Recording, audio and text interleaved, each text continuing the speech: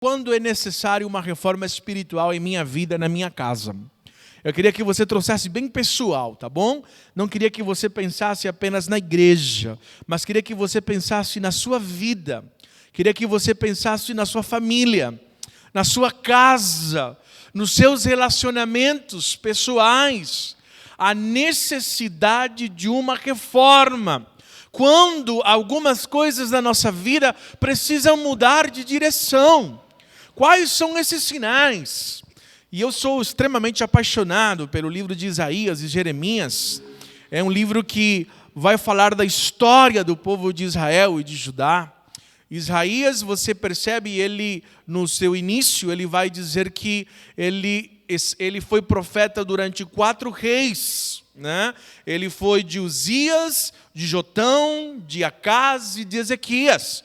Eu queria que você até mesmo estudasse no livro de Reis a história destes reis e também no livro de Crônicas. Você pudesse entender um pouquinho desse fundo daquilo que estava acontecendo, a vida espiritual do povo, para você entender um pouquinho os primeiros capítulos, principalmente do livro de Isaías.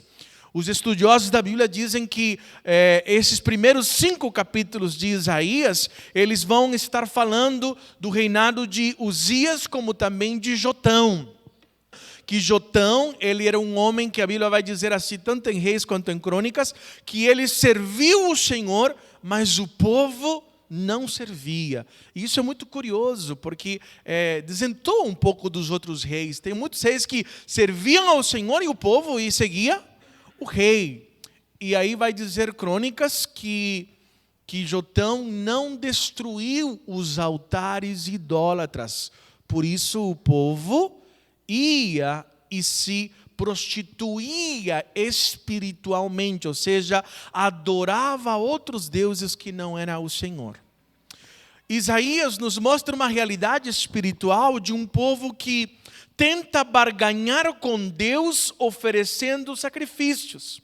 A ideia de alguém que desobedece fora do santuário, do templo, vive de qualquer forma, se deixa levar pelos seus desejos, mas que não deixa de estar nas reuniões de celebração, nas reuniões espirituais. No Antigo Testamento equivaleria a louvor, ou pedido de perdão, ou dízimos, ou ofertas, traziam tudo isto a Deus, mas o coração deles estava muito longe do Senhor.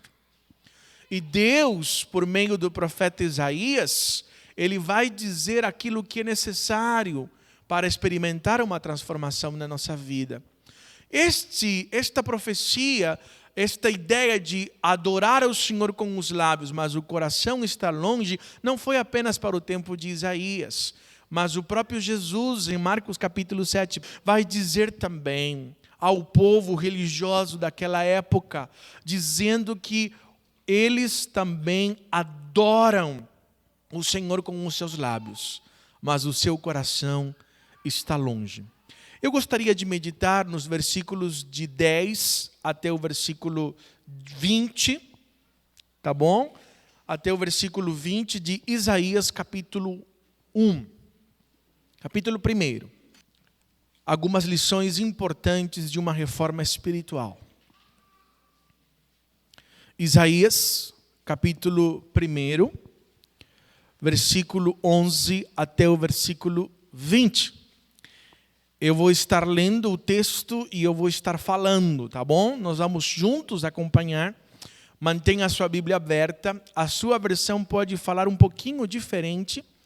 Eu gosto de usar a versão NVI, que ela é um pouquinho mais contemporânea, mas você vai acompanhando, sublinhando na sua Bíblia alguns princípios. É muito importante que você guarde no seu coração, você anote também na sua Bíblia, isso ajuda você a lembrar. Isaías, capítulo 1, a partir do versículo número 11, diz assim: para que me oferecem tantos sacrifícios? É uma pergunta. É como a profecia aqui está na primeira pessoa, Deus falando, assim como em Malaquias, Deus assumindo, Deus falando em primeira pessoa, está dizendo: para que me oferecem tantos sacrifícios? Pergunta o Senhor. Para mim chega de holocaustos, de carneiros e da gordura de novilhos gordos. Não tenho nenhum prazer no sangue de novilhos, de cordeiros e bodes. Quando vocês vêm à minha presença, quem pediu que pusessem os pés em meus átrios? Parem de trazer ofertas inúteis. O incenso de vocês é repugnante para mim. Lua nova, sábados e reuniões, não consigo suportar suas assembleias cheias de iniquidade. Suas festas da lua nova e suas festas fixas, eu as odeio.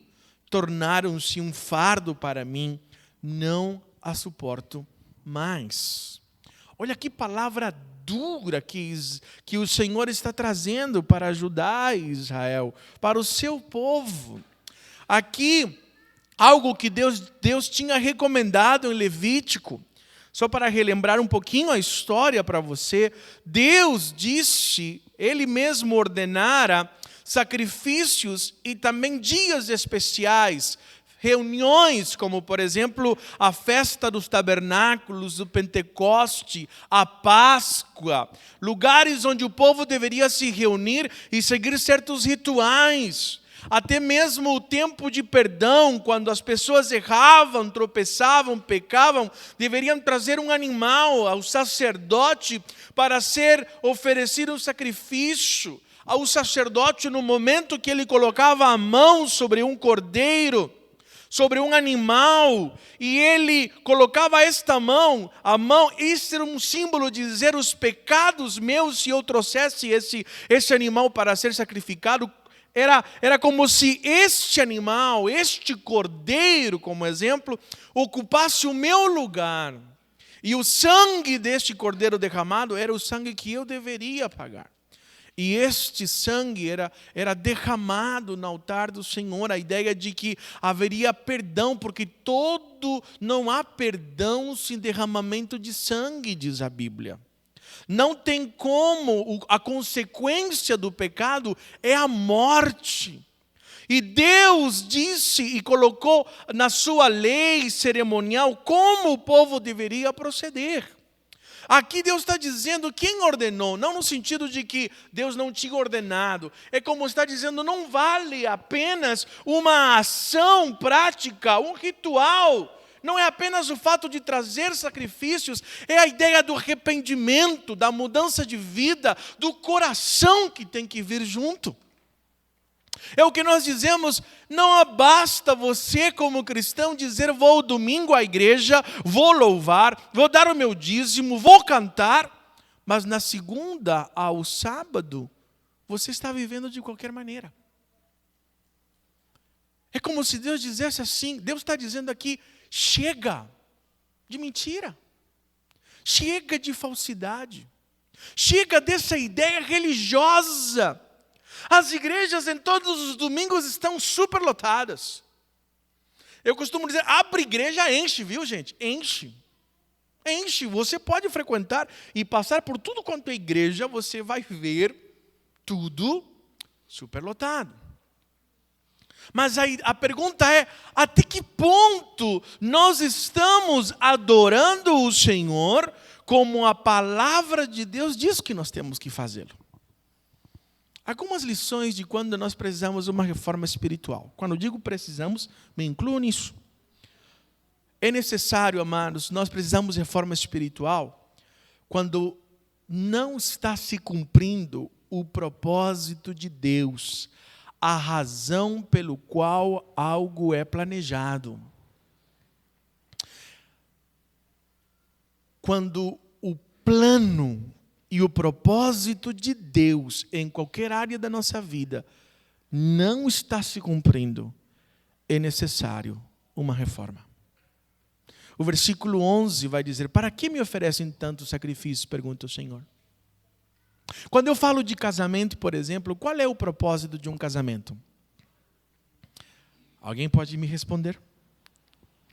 Qual é o propósito de um casamento? Qual é, Rosinha? a felicidade do outro. A Bíblia vai dizer tornar-se uma só carne. Viver numa cumplicidade. Experimentar aquilo que a Bíblia vai dizer em Efésios capítulo 5, o homem amar essa mulher como Cristo amou, e a mulher respeitar, honrar, submeter-se ao marido como assim a igreja a Cristo, e os filhos honrarem pai e mãe, e viverem, e que o amor, a cumplicidade, o propósito de Deus possa ser experimentado no lar. Quando este propósito não está sendo experimentado, um casamento precisa de reforma. Qual é o propósito de Jesus em nos dar a vida eterna? Ele vai dizer em João capítulo 10, versículo 10, eu vim para que vocês tenham vida e vida em abundância. Quando não há vida em abundância, não estou falando de dinheiro não, viu gente? Por favor, está falando de vida, de coisas que vêm de dentro, água que corre, satisfação. Não é uma vida que vive como sempre está faltando alguma coisa. Sabe qual é a ideia de um cristão que precisa de reforma? É que sempre esse cristão está faltando alguma coisa. Ele não se concentra no que ele já está vivendo em Deus, mas aquilo que está faltando nunca está bom. A ideia lá do deserto, a murmuração, a queixa. Sempre está faltando alguma coisa. Jesus, aqui o profeta está dizendo, aqui o Senhor está dizendo, o propósito do sacrifício é que vocês entendam que pecado tem consequências, é morte, alguém está ocupando o seu lugar, é a dor de um animal. Não sei se você já viu alguém matando um animal, já viu? Eu tenho traumas quando meu avô matava porco. Meu Deus do céu, como é doloroso quando um animal está sendo degolado. Não sei quem já criou. Já viu uma galinha sendo morta? Só galinha, tem gente que fica traumatizado, nunca mais. Dá um pulo desse tamanho, coitada. Né? Já viu alguém matando galinha? Gente, é dor, aquilo deve ser uma cena. É terrível ver uma cena de alguma coisa morrendo. Como é doloroso. Agora pense um pouquinho nisso, aquele momento de dizer, esse é o seu lugar, é isso que você merece, mas vocês não estão nem aí, porque continuam vivendo do mesmo jeito. A cruz de Jesus, o lembrar a morte de Jesus na cruz do Calvário, deve transformar a nossa forma de viver. Nós não podemos sair do mesmo jeito, domingo após domingo, ao experimentarmos a presença de Deus, a graça de Jesus, ao cantarmos, ao louvarmos, ao entrar neste lugar e dizer como Deus é bom, como Deus se apresentou a mim sendo pecador. Eu não mereço isso, eu não mereço, eu não sou digno, eu não posso continuar vivendo dessa forma. Porque foi um preço muito alto. Mas quando alguma coisa não está cumprindo o seu propósito, é necessário uma reforma. O sacrifício não cumpria mais o propósito. Você foi criado com um propósito. Seu corpo foi criado com um propósito. A Bíblia vai dizer, o seu corpo não foi criado para a comida, para o estômago. Não foi criado para a prostituição. Seu corpo é templo do Espírito Santo. Ele foi criado para dar honra e glórias ao Senhor. A sua boca não foi criada para amaldiçoar, para murmurar. A sua boca foi criada para abençoar, para glorificar, para ter palavras que edifiquem. O seu dinheiro não foi criado para você acumular. Ele foi criado, Deus te deu uma força, uma energia para abençoar, para desfrutar, mas também para contribuir, para compartilhar com aqueles que precisam. A igreja de Jesus não foi criada apenas para estar aos domingos aqui. A igreja de Jesus foi criada para ser sal e luz, fazer diferença em todo lugar que ela está. E se nós não estamos cumprindo alguma parte, algum propósito pelo qual nós fomos criados, nós precisamos de uma reforma espiritual. Essa era a ideia de Martinho Lutero. Quando lia as Escrituras e via a igreja, estava totalmente oposto, totalmente diferente.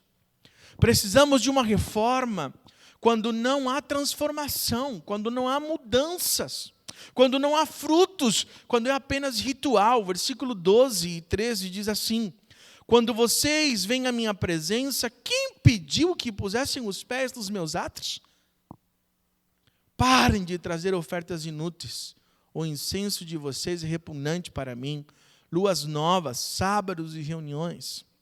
Não consigo suportar suas assembleias cheias de iniquidade. Luas novas eram festas. Festas onde aconteciam todo tipo de pecados. As assembleias religiosas não estavam fazendo diferença nenhuma. Era como se dissesse, vou traduzir uma linguagem para você entender para o israelita o que era. Os cultos de vocês eu detesto.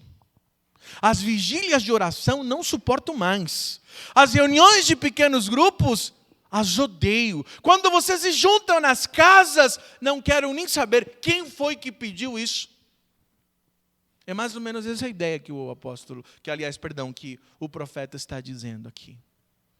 Ele está confrontando. Por quê? Porque a vida do povo não estava produzindo resultados. E daqui a pouquinho nós vamos ver quais são esses resultados que o versículo 16 e 17 vai nos apresentar. Sabe quando mais você precisa de uma reforma espiritual na sua casa, na sua vida, na sua igreja? Quando a vida se torna um fardo, amados, um peso. Quando há canseira e fadiga. Quando não é cansaço no sentido físico, é o cansaço de acordar e continuar cansado, de tirar férias e voltar das férias uma bomba, a qualquer momento vai estourar. A ideia da frustração, do fracasso, a ideia de que não há paz. Sempre há um peso. Olha o que o versículo número 14 vai dizer. Suas festas da lua nova, suas festas fixas. As festas fixas se referem à Páscoa, aos tabernáculos, as festas que Deus tinha determinado. Eu as odeio. Tornaram-se um fardo para mim. Não as suporto mais. Quando algo se torna um peso para Deus, se torna um peso para nós também. Porque quem é que nos dá descanso? Quem é o nosso sábado? Sábado significa descanso. É o próprio Jesus. Ele disse: vinde a mim todos os que estão cansados, e eu vos farei descansar. Esse texto significa que Jesus está assumindo a postura do sábado. O descanso no Novo Testamento não é um dia. O descanso no Novo Testamento é uma pessoa. O descanso tem a ver com uma pessoa, com um estilo de vida. Gente, quando nós vamos acordar e entender que o pecado traz consequências de todos os tipos, consequências emocionais, culpa, dor, frustração, fracasso. Mas as pessoas preferem lidar com as consequências dos seus pecados de forma diferente. A dor, os analgésicos estão ali, as drogas estão ali, elas vão aliviar a minha dor. Não, elas não aliviam a sua dor, elas viciam você. A culpa, basta só chamar de certo aquilo que é errado. Basta eu mentir para a minha consciência começa a me mentir também. Eu não quero mais saber de alguém que me confronte, que me diga o que eu estou fazendo, o que é errado. O fracasso, não, apenas culpe os outros, culpe a sociedade, culpe os seus pais, culpe a sua igreja, culpe a falta de oportunidades, o baixo salário, responsabilize outras pessoas. É muito mais fácil dizer o casamento acabou por causa de você. É muito mais fácil ir para outro lugar, pular de igreja em igreja, do que ser confrontado por um líder, do que entender que a nossa vida precisa de mudança. É mais fácil lidar com os sintomas e não com a raiz do problema. Quando há cansaço, quando há fardo, quando não há alegria, quando aquilo que Deus criou para ser bênção na nossa vida não tem mais alegria, você sabe que você precisa de uma reforma espiritual. Eu digo que não é da vontade de Deus o divórcio, mas não é da vontade de Deus um péssimo casamento, um fardo. Eu não estou dizendo que os casamentos não passam por situações difíceis e pesadas. Elas passam, irmãos, mas são fases. Não são fases que vão durar 20 anos. Isso já não é uma fase. Você está vivendo assim. Não é da vontade de Deus que vir à igreja seja um peso, um fardo. Deus, Ele diz na sua palavra que a sua paz, que Ele nos dá, quando ao ficarmos ansiosos, corrermos até Ele, e com ações de graças e súplicas, a paz de Deus inundará o nosso coração.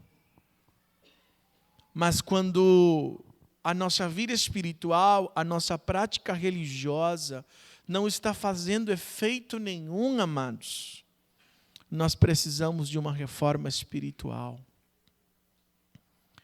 Nós também precisamos de uma reforma espiritual quando as nossas orações não são mais ouvidas.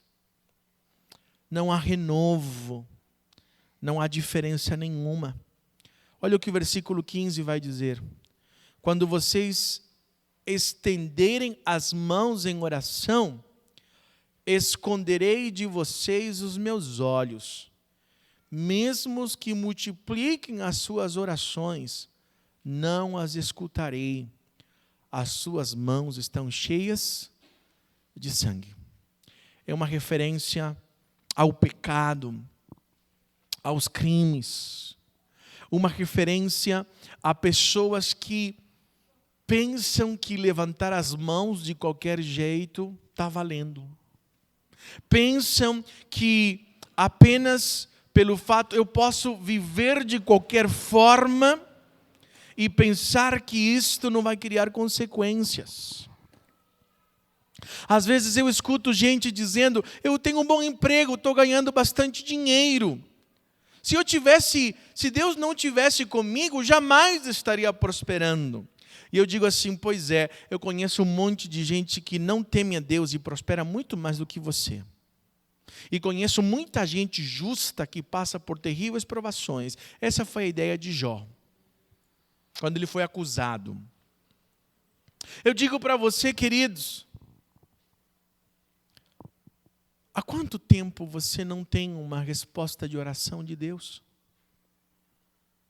Há quanto tempo você dobra seu joelho e percebe que Deus está falando com você na oração?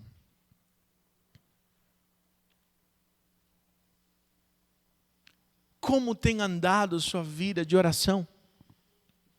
As suas conversas com Deus, em família, pessoalmente. Há momentos em que a posição espiritual de uma pessoa pode ser de inimizade. E a Bíblia vai dizer que esta posição é de soberba. Tiago capítulo 4, versículo 4 vai dizer que tem amizade com o mundo, torna-se inimigo de Deus. Ao orgulhoso Deus resiste, Deus diz não, entra num estado de inimizade com Deus. Assim como há pessoas que são amigas de Deus, e Deus vai dizer isso de Abraão, amigo de Deus, meu amigo. E Jesus vai dizer aos seus discípulos, eu não quero chamar vocês mais de servo, mas eu quero chamar vocês de amigo, porque eu revelei a vocês a minha vontade. A Bíblia vai dizer em Romanos capítulo 8, que o Espírito Santo intercede por nós, com gemidos inexprimíveis. A Bíblia vai dizer que todas as coisas cooperam para o bem daqueles que amam a Deus. A Bíblia vai dizer que Deus escuta a oração de um justo, que é poderosa e eficaz. A Bíblia vai dizer que tudo aquilo que nós pedirmos conforme a sua vontade, Ele nos ouve. E se nos ouve, nós temos aquilo que lhe pedimos. 1 João capítulo 5. A Bíblia vai dizer que se nós clamarmos e buscarmos, Ele vai nos ouvir. Clama a mim e responder-te-ei e anunciar-te-ei coisas grandes e ocultas que tu não sabes. Se me buscardes de todo o coração, eu me deixarei achar. Mas aqui Deus está dizendo, nem orem. Nem orem, porque eu não vou ouvir. Ou seja, dessa forma que você está me buscando, não venha a mim. Não venha. Não dá, amados, para distorcer o caráter de Deus como a nossa geração tem distorcido. Deus é amor.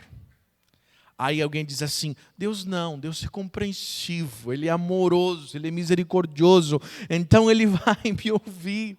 Fala assim, sim, amados, Ele é amoroso, mas quem disse que o não é uma declaração de amor? Quantos são os pais aqui? Quantos são pais? Levanta a mão. Não é verdade que dizer não para um filho é declaração de amor também? Dar umas palmadinhas de vez em quando não é uma declaração de amor também? Não é verdade? Deus nos ama.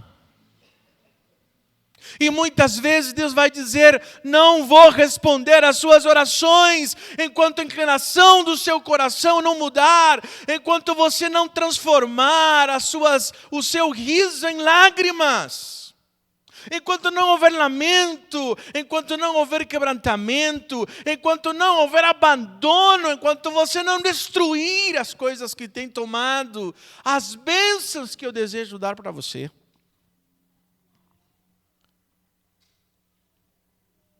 Deus convida. Aí eu vejo o amor de Deus. Deus está dizendo tudo isso, sabe? Mas Ele não, se terminasse aqui, você estaria meio deprimidos. Aqui o pastor hoje dá uma palavra, mas agora vem a coisa boa, viu? Para você se animar um pouquinho, né? O convite de Deus. Eu costumo dizer, Deus nunca prega uma mensagem com o pecado se não dá a saída. Porque essa demonstração de amor, Deus está dizendo, mas eu tenho um convite para você. Versículo 16 e 17. Agora voltando aos frutos. O que Deus está querendo de prática? Versículo 16 e 17 vai dizer assim, lavem-se, limpem-se, lavem-se, limpem-se. Aqui era a ideia do ritual de purificação no Antigo Testamento. Hoje nós não precisamos, mas hoje nós precisamos confessar os nossos pecados ao Senhor, com nome, apelido e sobrenome do pecado. Não basta dizer assim, Deus, perdoa-me de todos os meus pecados. Não, queridos, você precisa dizer aquilo que você está fazendo ao Senhor. Você precisa assumir aquilo, você precisa entender, você precisa admitir os pecados. Lavem-se, limpem-se. A ideia de vá até o Senhor, reconheça, admita. Remova suas más obras para longe da minha vista. Remova as suas más obras. Abandone. Chega. Deixe de lado aquele namoro totalmente distorcido, destruído, fora do plano de Deus. Tem que terminar.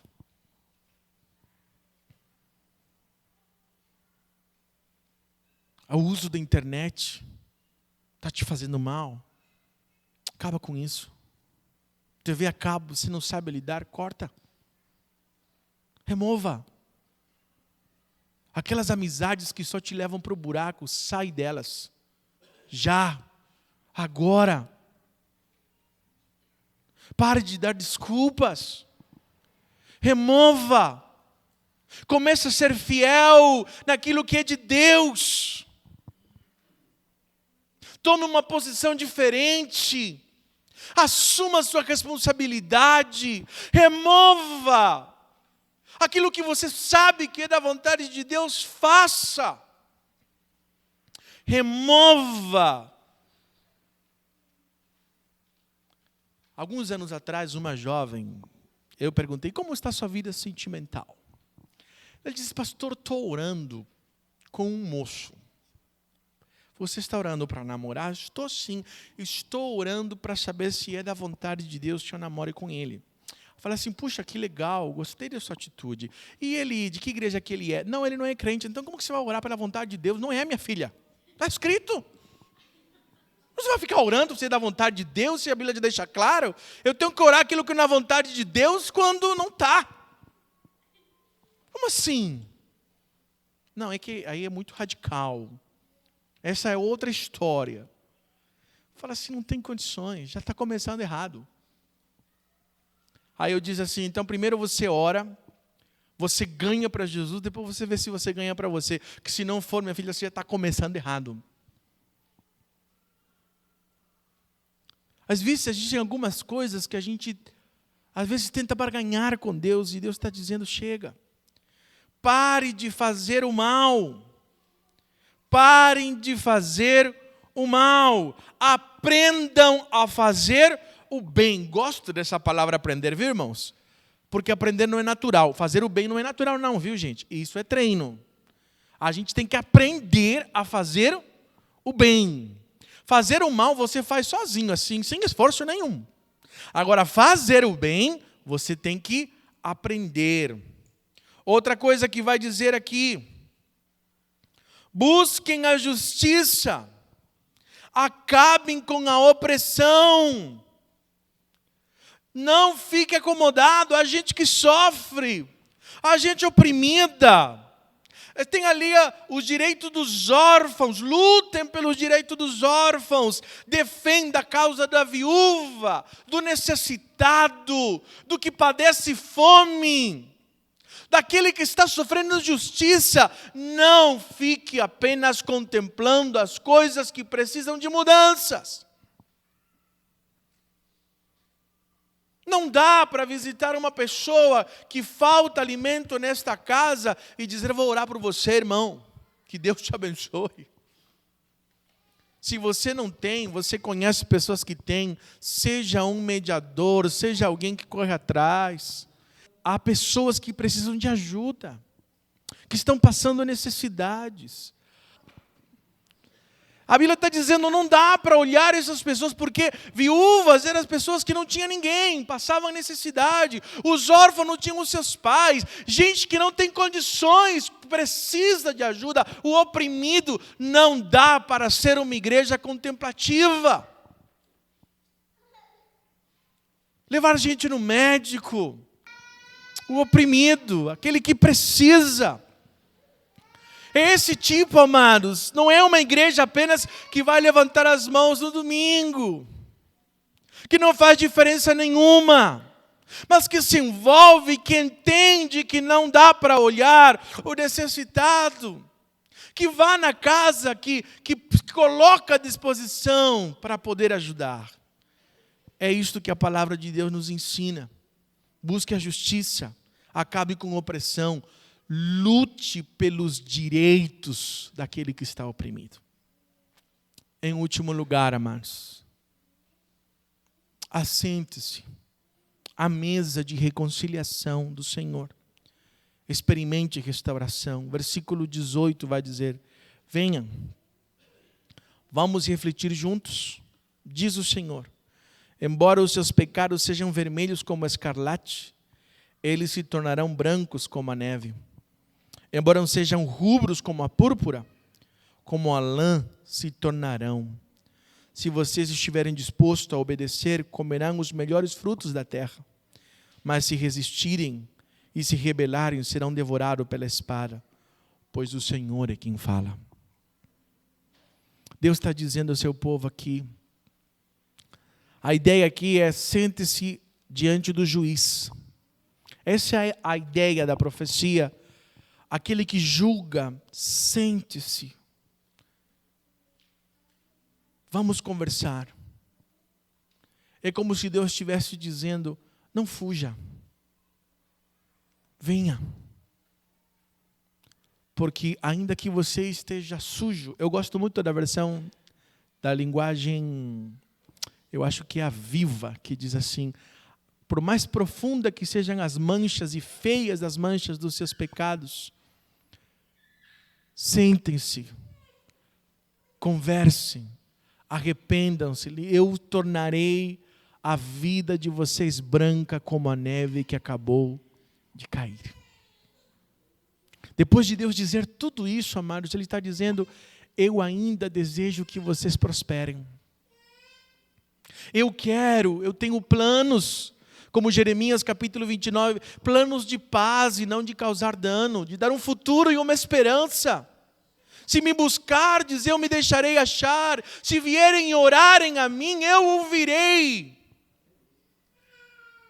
Mas é a ideia de primeiro vamos ao Senhor e confessemos os nossos pecados. Abandonemos aquilo que não agrada ao Senhor. Reconheçamos que esta mesa é um memorial, é uma lembrança de lembrar, olhar para a cruz e dizer: foi por mim, foi por você. Quando Jesus dizia: Eloi, Eloi, lama sabachthani, oh Deus meu, por que me desamparaste? Era o meu pecado e o teu pecado que estava naquela cruz. Jesus, nesta noite, tem uma mensagem dizendo para você: ainda que sejam feias as manchas dos seus pecados, eu posso tornar brancas como a neve que acaba de cair. Oh, glória a Deus. Aleluias. Ainda que você esteja todo destruído por dentro, ainda que seu casamento esteja lá no fundo do poço, ainda que os seus filhos, ainda que sua casa, ainda que a sua igreja, ainda que seu ministério, ainda que sua vida sentimental, há uma esperança por causa de Jesus, de que as coisas podem se tornar novas e diferentes, como nós acabamos de cantar. Ainda que nós estejamos nos afogando, se nós clamarmos, Ele é capaz de vir a socorrer-nos. Ele deseja fazer parte, mas você precisa ter uma aliança com Jesus.